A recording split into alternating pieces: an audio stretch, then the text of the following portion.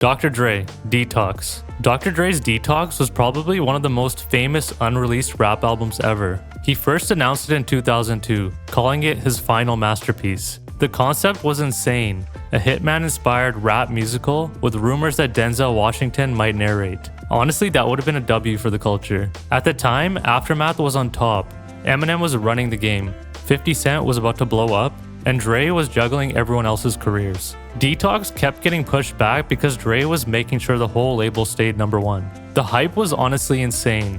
Producers like Scott Storch and High Tech called it revolutionary, and heavyweights like Eminem, Jay-Z, Nas, T.I., and Snoop all pulled up. But then songs got leaked. Dre's perfectionism kicked in, and pieces of Detox got farmed out to other projects. Some of those beats even ended up as hits elsewhere, like 50 Cent's In the Club, which originally came from the Detox sessions. So we can only imagine what the rest of the album would have sounded like. By 2010, Dre finally dropped singles like Kush and I Need a Doctor. So we all thought, okay, finally, it's time.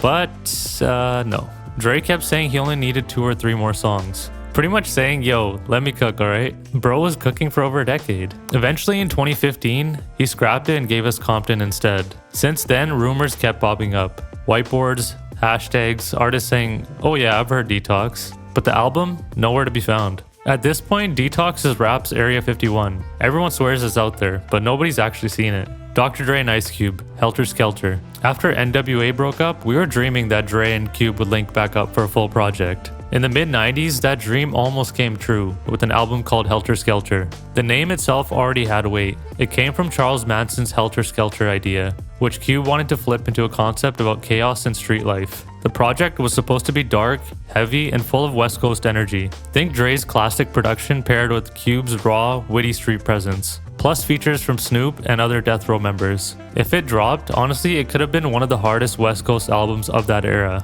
But naturally, politics got in the way. Eazy-E and Jerry Heller still had Dre locked in contracts after the NWA split. Dre couldn't move forward creatively without cutting ties with Ruthless, and Cube wasn't about to move ahead while all the drama was hanging over everything.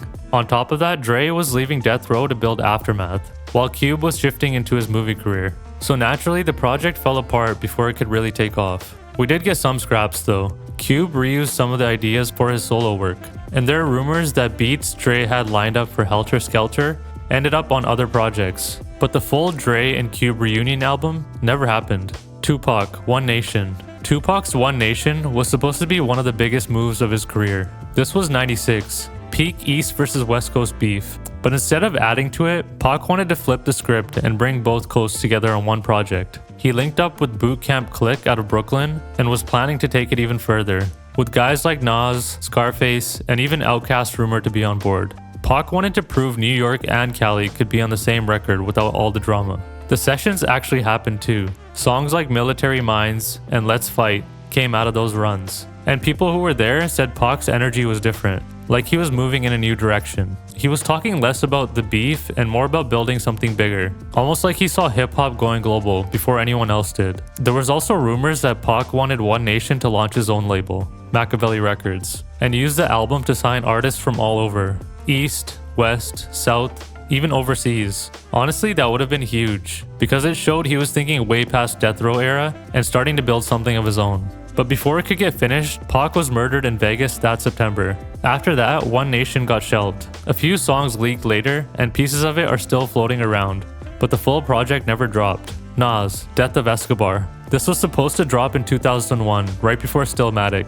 The idea was simple. Nas wanted to kill off his Escobar persona, the drug lord alter ego, and start fresh. And it wasn't just a rumor. Sony UK had emails about it, and some magazines even claimed they got advanced copies to review. The plan was to use older unreleased tracks mixed with a few new ones, basically making it a concept album around the death of Escobar. That way Nas could close that chapter and step into a new era. But the timing was all messed up.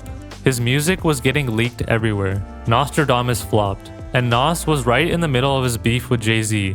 Columbia didn't see the vision, and even though the project was almost finished, they shelved it at the last minute. A lot of songs ended up on the Lost Tapes in 2002, which fans now call one of his best projects. But if Death of Escobar actually dropped in 2001, right before Ether, it could have hit way different, and honestly, might have changed the whole vibe of Nas's comeback. Today, physical copies of Death of Escobar are basically a myth. People swear they exist, but nothing's ever surfaced. The Death of Escobar cover art actually leaked online years later, and fans still debate if it was official or fan-made. Murder Inc. Untitled. In the late 90s, Irv Gotti had the idea for a rap supergroup called Murder Inc.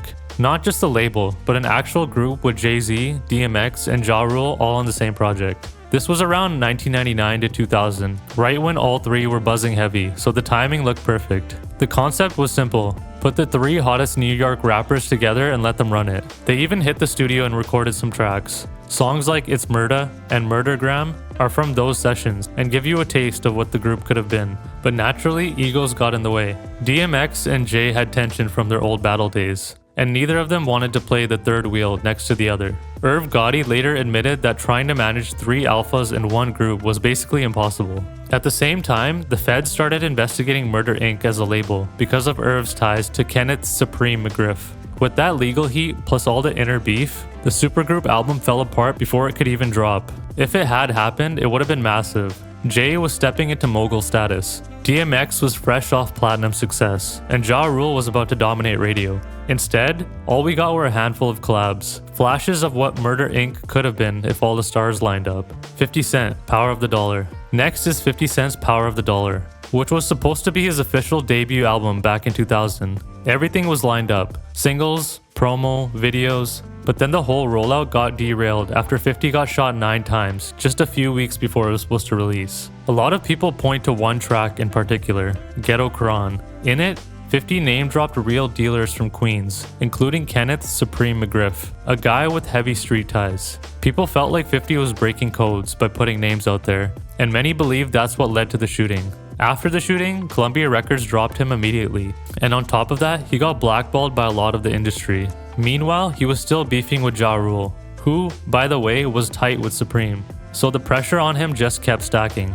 The crazy part is Power of the Dollar already had singles out. How to Rob, where 50 dissed basically every rapper in the game, and Thug Love and Your Life's on the Line, which doubled as a Ja Rule diss. The album was raw, fearless, and it had that early Hungry 50 we all remember. It never officially dropped, but of course the internet kept it alive. The songs are still floating around today, and you can hear exactly where 50 was headed. If Power of the Dollar had come out when planned, his career path would have looked way different. Instead, he took the L in the moment and then rebuilt himself in the mixtape circuit, and came back bigger than ever with Get Rich or Die Trying.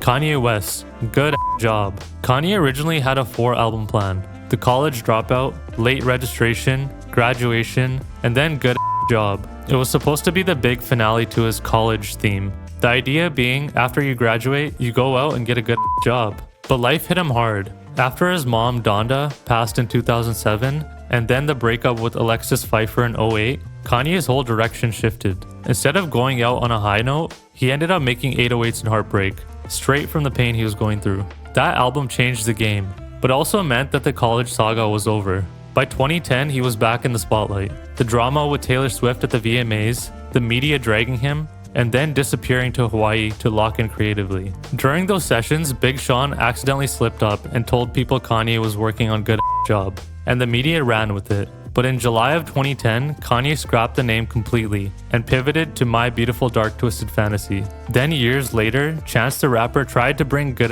Job back.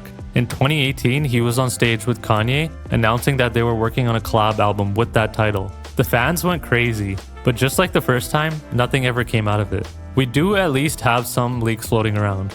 Tracks like Downtown gave us a taste of what could have been. One of the planned producers for Good Job was DJ Premier, which would have been Kanye's first collab with him. Imagine that. Eminem, Relapse 2. After M dropped Relapse in 2009, he told fans there was a whole second volume on the way. At the time, he was fresh out of rehab, back in the studio heavy, and recording non-stop. He said he had enough music for multiple albums, so Relapse 2 was supposed to drop later that same year. The first Relapse had M leaning hard into the accents and serial killer concept songs, which fans were split on. Relapse 2 was meant to balance that out. More serious tracks, less voices, and a bigger variety of production. Dr. Dre was still involved, but M had also started linking back up with Just Blaze, Mr. Porter, and even DJ Khalil. Songs from those sessions leaked or got repurposed. Tracks like Buffalo Bill, Music Box, and Drop the Bomb on 'em ended up on the Relapse Refill reissue. and a few others were recycled into recovery. M later admitted that while he liked Relapse, he felt the concept had run its course, and he didn't want to drop another album in the same lane. By 2010, he scrapped Relapse 2 completely and gave us Recovery instead, which turned into a huge comeback moment with songs like Not Afraid and Love the Way You Lie. But it also meant that a full album's worth of darker, weirder, Relapse-era tracks got left on the cutting room floor. Over the years, leaks have kept fans guessing about what Relapse 2 would have sounded like.